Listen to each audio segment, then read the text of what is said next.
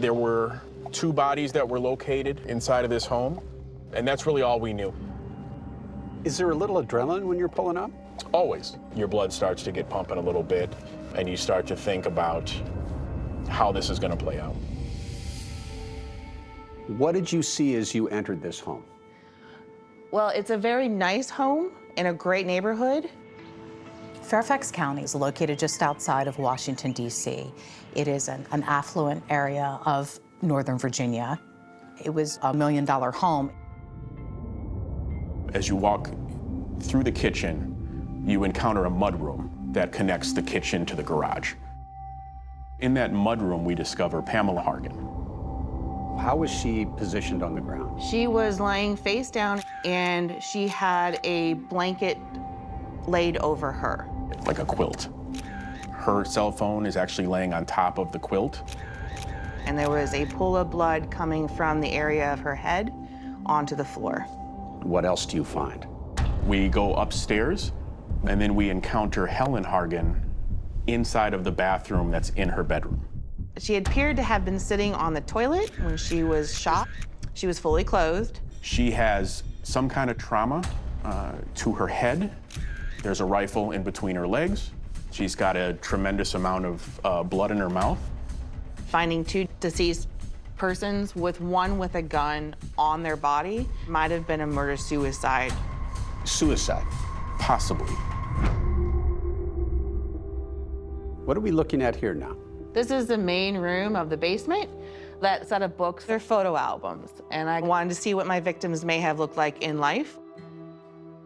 Pam Hargan was a woman in her 60s, an incredibly successful, business-minded woman. She was generous with her money. This was a woman who built an $8 million estate. She poured her life into her family. Helen, the youngest daughter, had returned home from college. Helen was the kind of daughter I think that everybody would want. She was lovely. She had a number of friends. She had a boyfriend. Helen never struck me as having a dark side. Mothers and daughters butt heads. I mean, did Helen and her mother get along perfectly? I don't think so. You don't know what goes on behind closed doors. Maybe Helen had murdered her mother and then shot herself. So, what's your gut telling you as you take a look at these 2 bodies? Wait. You will make mistakes if you make assumptions before you actually do the work. And so she would have had to have done what to shoot herself in the head that way? Magic. She would have had to done magic. It just isn't possible.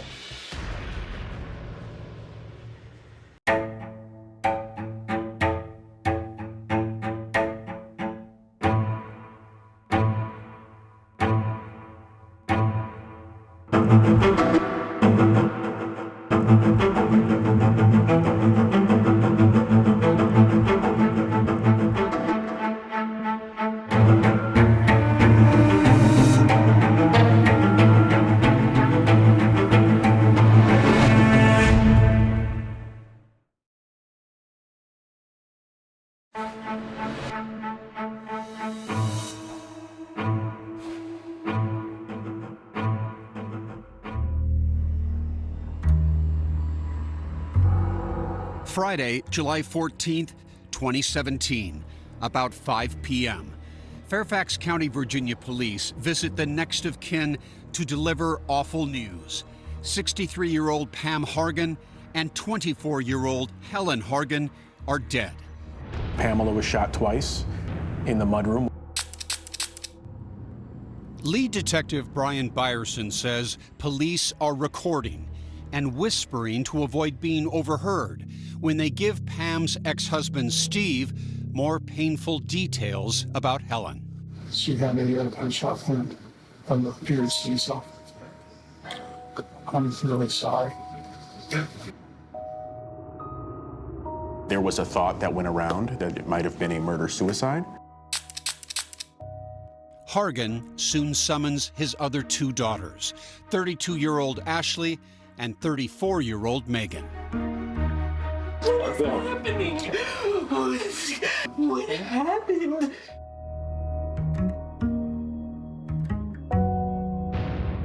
They react with equal parts pain and panic. Oh God, what are we gonna do? Jesus, what are we gonna do? I don't know. Our mom takes care of everything. Yeah. I just don't even understand. We were at the freaking house. Megan Hargan tells authorities she and her 8-year-old daughter Molly have been living with Pam and Helen while her husband is in the military. She says she'd left the home with Molly at about 1:30 p.m. that day, adding that there'd been an argument between her mother and Helen, who had been upset. Helen has been so angry.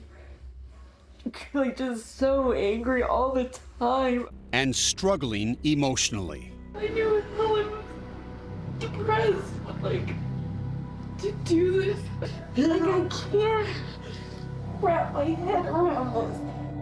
Is it true that she once threatened suicide? I think that is possibly true, yes. In fact, Ashley would later tell authorities Helen had thoughts about self-harm. I know my sister was depressed. Right. Has she ever talked about hurting herself? Yeah. But Megan also suggests her mother and sister could have been attacked by offering a potentially important clue, something she reports she'd seen the day before. 2 suspicious males casing the neighborhood, and she later tells us those particular guys are the reason why she ends up bringing this rifle up to the main floor of the house. It's the .22 Ruger rifle found with Helen's body, and it belongs to Megan's husband. She says her mother had allowed her to store it in the house until the couple moved into their own place in West Virginia. My husband and I literally just closed on our new home yesterday. Okay. My mom bought it for us. Steve and Pam Hargan divorced when the children were young. Pam took them and moved around before ending up in Potomac, Maryland, next door to Tammy Malios. Megan was very upset about the divorce. In the next few years, Tammy got to know Megan and her little sister Helen, and often saw them across the backyard fence. The girls were out in the yard all the time with the dogs, that sort of thing, so. Tammy says she always knew there was a sibling rivalry. Megan did bring that up a lot, saying that Helen was the favorite. But she remembers that for the most part, the Hargan sisters seemed to get along fine. Pam was proud of them. She talked highly of her girls whenever I did speak with her. Pam Hargan poured her life into those kids. Michelle Sagona works for CBS News. She's been covering this story for nearly 4 years and says the other love of Pam Hargan's life was her job. Pam had spent decades climbing the career ladder to become a vice president of aerospace giant Lockheed Martin. She had built an $8 million estate, but she didn't keep it for herself. She was constantly giving to those around her, specifically to her children. Helen seemed to have her mother's ambition, double majoring in math and management science at Southern Methodist University in Dallas. That's where Aaron Rockneen met her in 2014. When I first met her, I was extremely scared of her because she didn't laugh or smile. She's kind of like an onion. You have to peel the layers off, and you really get to know the kind and genuine person underneath there. Rockneen says they became close friends. It's been said that Helen may have suffered from depression. Did you ever see any of that? I did not at all. Rockneen says her friend spent a lot of time studying, though Helen did have a job at a nearby restaurant. She was working as a waitress. There was a 30-something named Carlos Gutierrez working in the restaurant too. They fell for each other in short order. And they had plans to move in together. Pam had started building a house for Helen in Northern Virginia. So in the spring of 2017, Helen had moved back home from Dallas. According to Carlos, he hadn't asked her to be his wife, but he was working towards that. But Megan tells police Pam hadn't approved of Helen's relationship. She believed that Helen was going to try to move Carlos into the house, and my mom didn't want him being there. Still, Helen had been moving ahead, planning for the future. It was just a matter of figuring out her career path. It takes a little while to figure it out, but she was going to get there. But Helen Hargan never got there. Fairfax County Police and Fire, how may I assist you? Yes, I have an emergency. On the day of the shooting, it was Carlos Gutierrez who had first alerted authorities that something in the Hargan house was dreadfully wrong. I'm in Dallas, Texas, and my girlfriend lives in McLean. He says he and Helen had spoken earlier that morning. Now, he can't get in touch with her, and he's worried. My girlfriend won't answer the phone, and I'm thinking my girlfriend's life is in danger. Okay, sir, what I need you to do then is contact your local jurisdiction, file a report with them, and tell them that Fairfax County requires a teletype in order to do a welfare check. I feel really bad for Carlos because he's bounced around all over the place just trying to get somebody to listen to the fact that he thinks his girlfriend's life is in danger. I think this is like life or death. Like, I think someone might be dead. Carlos Gutierrez would later testify about why he was so concerned. He would also tell a jury he felt authorities were giving him the runaround that day, even when he called back later with something explosive to add, something Helen had told him. Exactly what did your girlfriend say to you?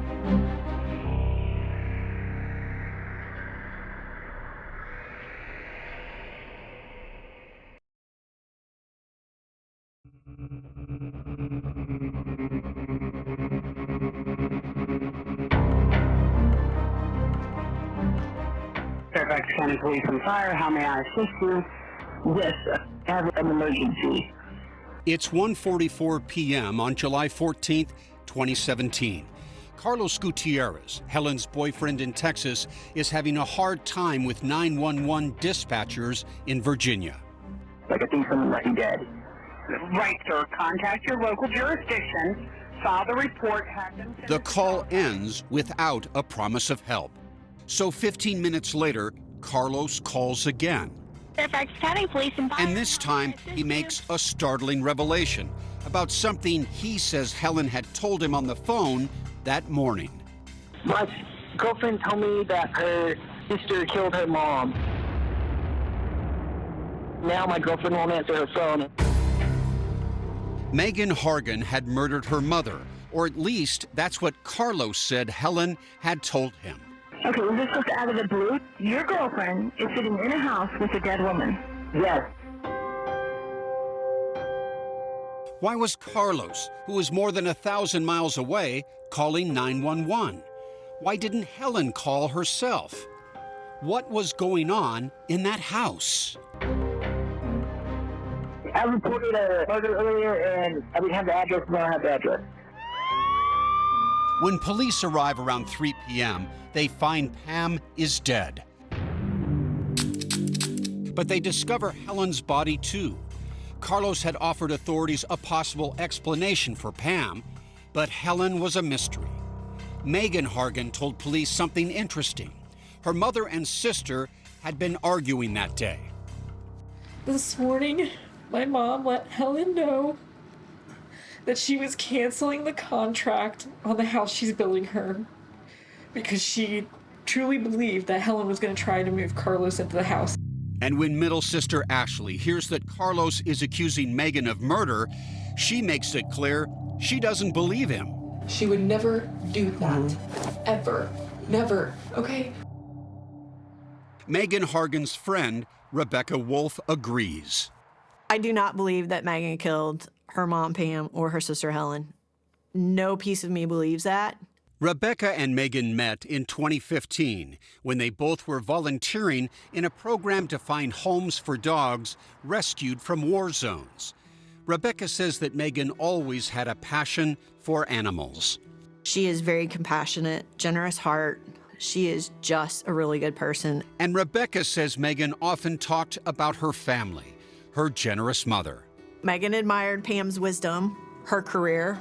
She always spoke very lovingly of her. And her sisters, especially the baby of the family, Helen. Megan talked about Helen struggling with things and feeling depressed, but I never got the impression that it was insurmountable. Rebecca says that Megan called her on the day of the shooting and sounded like a woman who'd lost everything. Very distraught, and she did not give me details of what had happened. She just said, "We've lost Mom and Helen." By 8 p.m., police had told the media what they had told the Hargan family. This looked like a murder-suicide. But Detective Byerson says the more he saw of the crime scene, the less he thought so, and the more he wanted to take a closer look at Megan Hargan. That night, he had officers test her hands for gunshot residue and photograph her. Did she become a person of interest at that moment? She's certainly a person of interest because we know that she was in the house. Police knew the house probably held answers. Crime scene detective Julia Elliott, who had joined Detective Byerson at the scene, spent the evening combing for evidence. I was shown Pamela's body first. One thing that caught her attention was Pam Hargan's cell phone. It's laying on top of the pool of blood and the blanket. Was it unusual to see the cell phone in this kind of position? Yes, it certainly wouldn't fall on top of the blanket and on top of the blood once you were already covered up. And what does it suggest that the cell phone is lying on top of this comforter? That suggests to me that it was placed there by someone.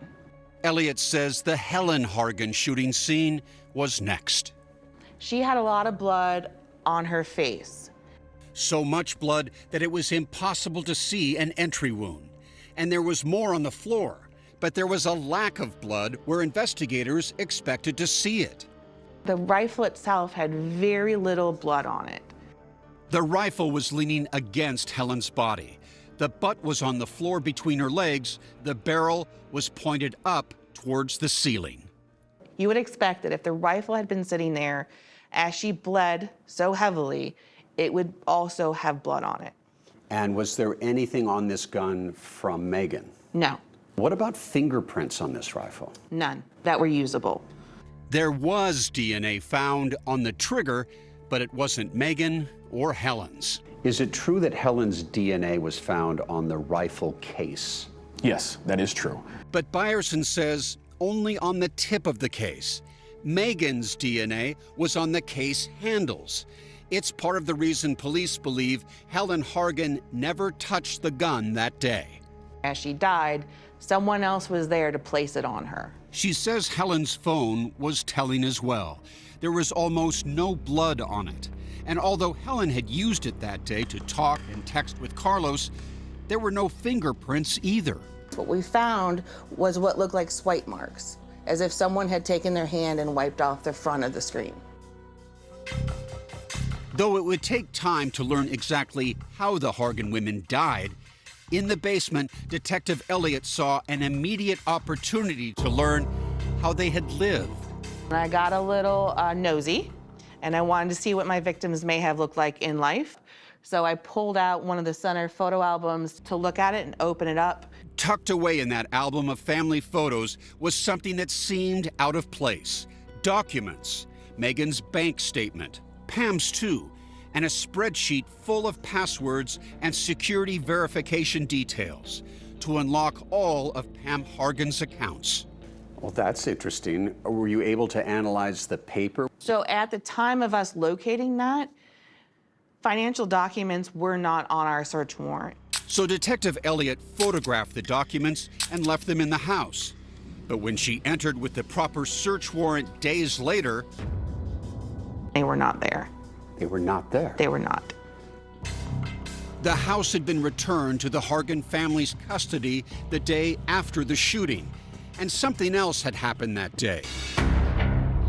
The medical examiner delivered her report on Helen Hargan's autopsy, casting doubt on the murder-suicide theory. It tells us that someone else pulled the trigger. What do you think the crime scene suggests about what happened? Chat now on Facebook and Twitter.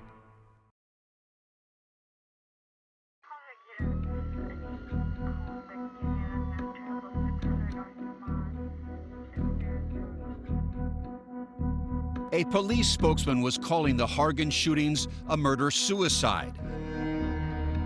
But the next day, when Detective Brian Byerson saw Helen's autopsy report, He was certain it was something else. The gunshot wound on Helen Hargan was in the top of her head. The rifle bullet had traveled downward into her neck. She would have to hold it straight up and be able to reach the trigger to accomplish this. I've never seen that before, and I've worked a lot of murders. Well, what does that tell you when you learn that information? It tells us that someone else pulled the trigger. As Detective Byerson arrived to work 2 days later on Monday, July 17th, Good morning. Thank you for calling Capital One Bank. there was a clue waiting for him, a clue that Byerson was able to take all the way to the bank. That Monday morning, I have a message on my desk phone from Capital One. The bank had some startling news. Bank employees had seen reports of Pam Hargan's death and wanted him to know about some strange activity on her account. Could you tell me your name, please? Pamela Hanson Hargan. Someone claiming to be Pam Hargan had called the bank the day before the shooting with a request. What can I do for you today? I was told that I could do a wire transfer. Whoever it was trying to transfer money, more than $400,000 out of Pam's account to a real estate settlement company in West Virginia. Oh, you're ready to buy a house? For my daughter, yes. The caller was able to successfully answer Pam's security questions. All right. You aced the verification. Great job. Detective Byerson discovered that the transaction hadn't gone through, so the caller had tried again the next day, on the morning of Pam's murder. Yes, we attempted to yesterday, and there was a bit of a mix-up, so we would like to do it again now. Okay. They need it today. Somebody's trying to perhaps steal Pam's money. Yes. And Byerson believed he knew who that somebody was. Well, that is Megan Hargan pretending to be her mother. Pretending? Pretending. He decided it was time for him to get Megan Hargan on the phone. Megan, how you holding up? I am really not okay. Megan claimed the attempted wire transfers were just an innocent mix-up at the bank. But by now, Byerson was suspicious of everything she said. He began to think Megan Hargan had been trying to confuse police all along. I realize there's a lot of confusion here. Megan had stressed Helen's depression and anger issues with investigators. Helen has been so angry. Like, just so angry all the time over everything. But Megan told Byerson her sister would never have killed herself or her mom. I can't imagine my own baby sister doing that at all. She repeated her story about two strange men in the neighborhood. I had to call the police about these two guys. Other people had called them, apparently. But Byerson says that tip went nowhere. The only call that's made about these guys in the neighborhood is from Megan Hargan. He had run down every lead, every alternative theory. There were no other suspects. But there was a motive, the money, and the person who had needed it couldn't stop talking. She demanded to come in and get an update on the case. So on July 19th, 5 days after Pam and Helen's deaths, Detective Byerson brought Megan in. My mom was... He says that once Megan started, It's just unimaginable. she wouldn't stop. Everything. I could ask her for anything. We just can't get her to leave. This is you. She stayed for more than 4 hours. Long story short, the point I'm making... We would ask her questions that we knew the answer to, and then she would either pivot to something else I don't understand what... or just outright not answer the question. I don't know what you want me to say. We want you to tell the truth. I just want you to answer the question. At first, Megan insisted it was her mom who had made those calls to the bank. I'm gonna play the call But for when you. Byerson played the tapes for her, Who is that on the phone? It is me. It's you, right? Detective Byerson says she finally admitted to lying to him about the wire transfer. Why in the world would you do that? I knew how it would look. No. It's not how it would look. You knew that if we knew about this, that would shine a whole new light on you. Still, she was adamant that she hadn't shot anyone. So it was truly bizarre when halfway into the interview, Just blame me. Just answer the question. Just blame me. Just blame me. Just blame me. My family's not turning up. Just blame me so we can move on from this, okay? It seemed like she was acknowledging that we knew that she did it without openly giving us a detailed confession. This is not happening. though inadmissible in court, she readily agreed to take a polygraph. She failed 3 times. Byerson says it was all adding up. He was sitting across from a killer. It becomes very obvious to us it is exactly who we think it is, and it's Megan Hargan. But despite everything, police let Megan leave that day. So murder investigations can be extremely complex. You not only have to be sure, you have to be right. And that decision is not just, it does not just rest on me. I have to be on the same page as the Commonwealth Attorney's Office. So in consultation with them, we decided to wait. Law enforcement may not have moved, but Megan Hargan did. Though she never got Pam's money, she and her husband used a VA loan to buy a different house in West Virginia. We kept an eye on her. We knew where she was. Byerson methodically kept building his case. Evidence kept trickling in, including the results of Megan's gunshot residue test, which showed she had it on both hands. And on November 9th, 2018, almost a year and a half after the deaths of Pam and Helen Hargan, this morning at approximately 7:40 a.m., detectives from our Major Crimes Bureau stopped and arrested Megan Hargan near her home in West Virginia. As Detective Byerson takes Megan in, investigators search her home and find yet another important clue, that missing password sheet to Pam Hargan's accounts. Do you have any doubt that Megan was the person who pulled that trigger? I have no doubt at all. What the defense would say is that there is doubt all over this case. Megan Hargan's defense will include a specific theory of how Helen could have killed herself. She puts her head down and that she's able to utilize the trigger, probably with her toe, to be able to discharge the weapon. But will the jury agree? Even the experts said it's possible.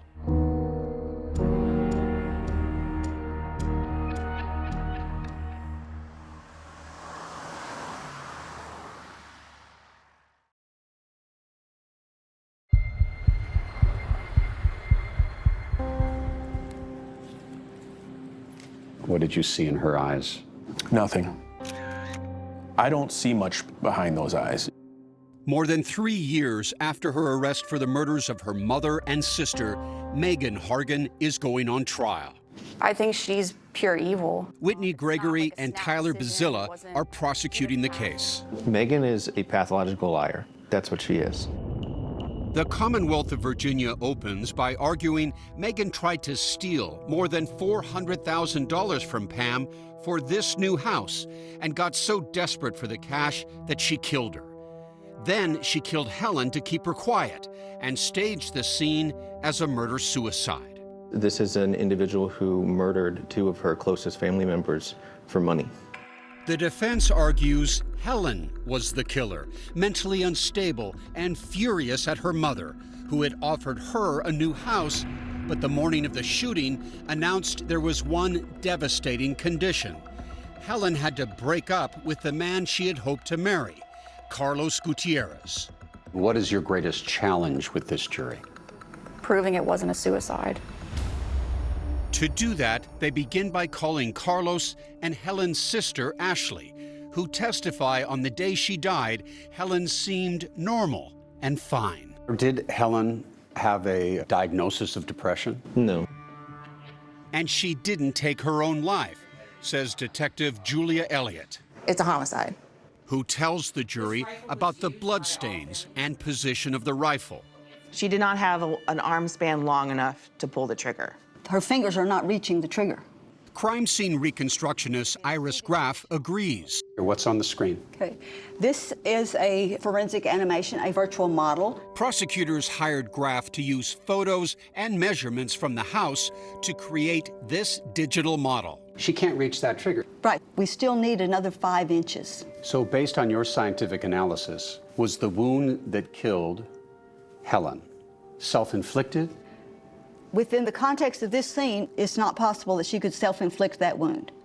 Gregory says that's just common sense. Did the tooth fairy put the gun hole here? Helen's wound isn't the only evidence pointing at Megan. Megan's conduct in her police interview is damning too. Yes, she did. And so are those phone calls to the bank. Thank you for calling Capital One Bank. Would you tell me your name, please? Pamela Hanson Hargan. I understand you want to complete a wire transfer with us today? Yes, That wire- they need it today. Megan's panicking because she still owes that money on the house. Prosecutors reveal Megan lied to police about Pam buying her a house, saying the reality is that Megan was trying to buy that West Virginia property with her mother's money. Turns out Megan still owed more than $400,000 due the day of the shooting. The prosecution contends she'd secretly substituted her name onto Pam's bank statement as proof of funds. Pam was apparently totally in the dark until the day before the shooting, when the bank called the real Pam. Hi, who am I speaking to? Who am I speaking to? My name is Jeff with Capital One. Okay, this is Pamela Hanson Hargan. A bank officer had called her to authenticate the attempted wire transfer. Somebody tried to do a wire out of your account for $400 and some odd thousand. What? I did not do that. The defense would say that there is doubt all over this case. The defense declined to be interviewed, so we asked Matt Troiano, an attorney with decades in court. He didn't try this case, but we hired him to review the file. To help prove reasonable doubt, he says the defense contends Helen was the suspicious one that day. Helen doesn't call 911. She doesn't run out of the house for safety. She tells her boyfriend, do not call for help. Why didn't Helen call 911? That is one of the pieces to the puzzle that we'll never have. That's a question that came up during the trial. Why didn't she just leave? Why didn't she call 911? We don't know. There's a lot authorities may never know for sure about the roughly 2 hours they say lapsed between Pam's and Helen's deaths. If Megan killed Pam, why did she wait so long to kill Helen? And why on earth hadn't Helen made a run for it? Testimony suggests she was worried about 8-year-old Molly, who was home at the time. Not a good enough explanation, says Troiano. For hours, Peter, she allowed what is claimed to be a murderer run loose in a home with a rifle without seeking help, without barricading her in to a room.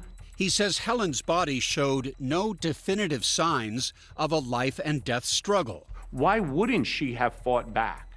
And how credible are the witnesses against Megan Hargan?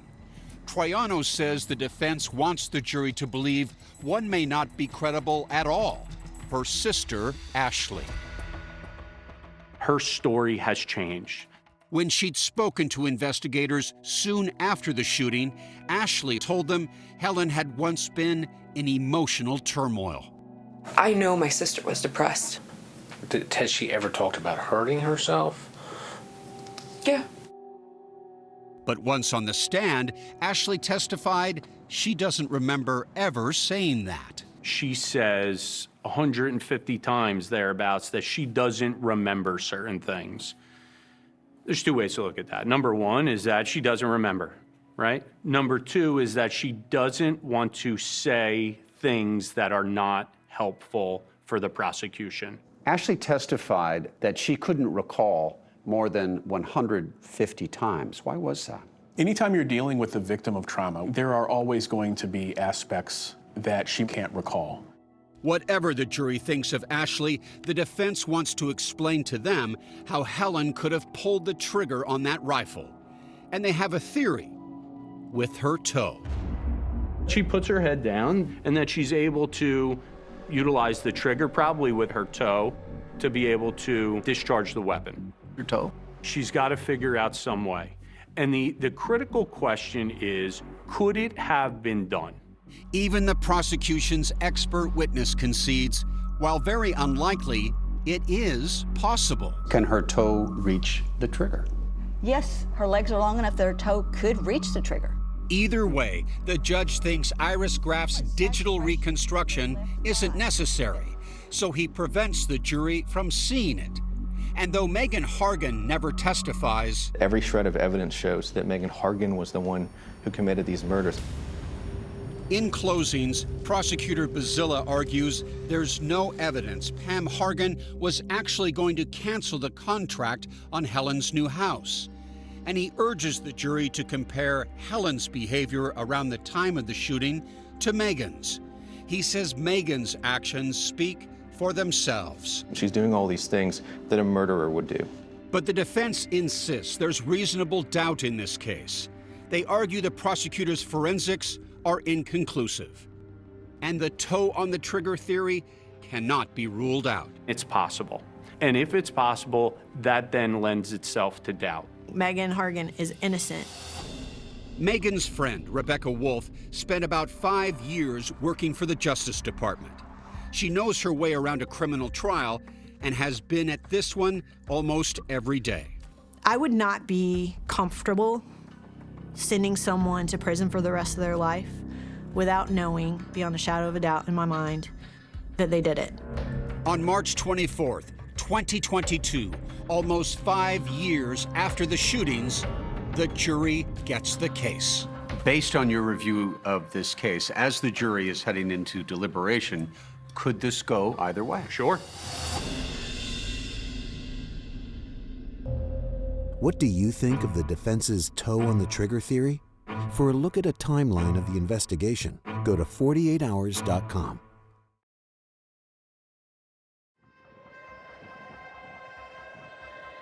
As the jurors come back into the room, they have a decision.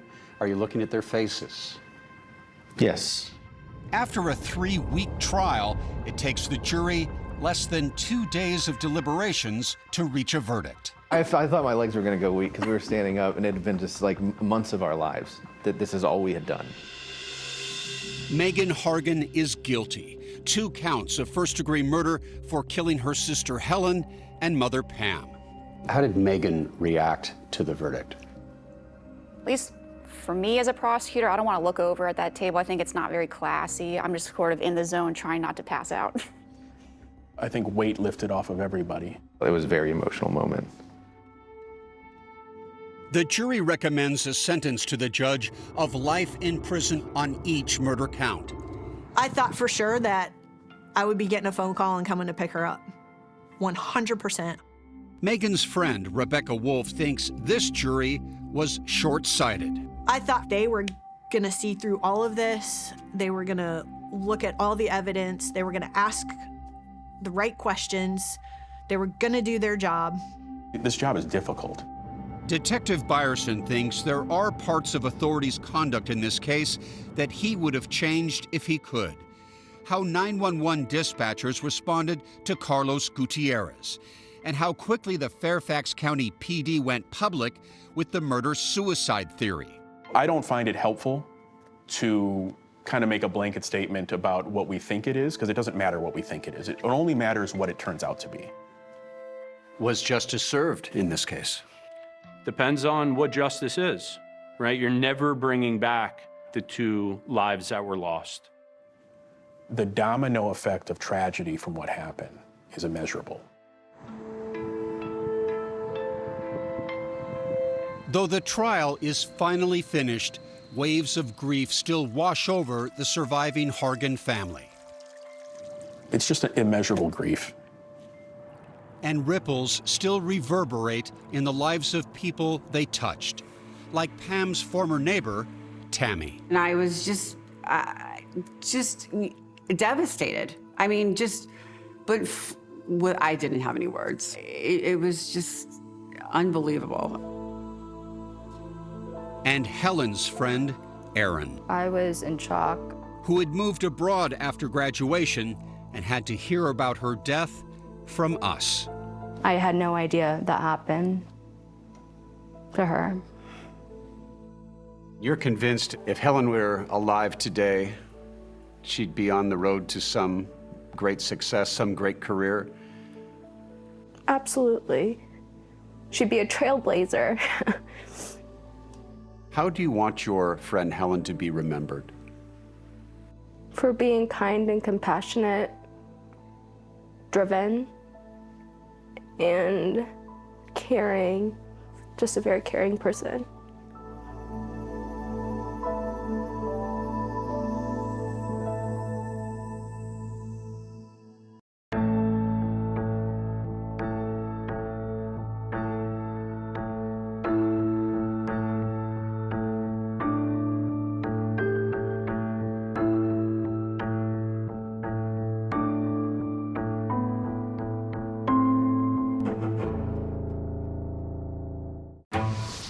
A con woman's uniquely lethal plan for identity theft. I've seen people killed with knives and machetes and guns. Death by dessert. I have never seen anyone try to kill another person with a piece of cheesecake. Until now. Until now. 48 Hours, next on CBS and streaming on Paramount Plus.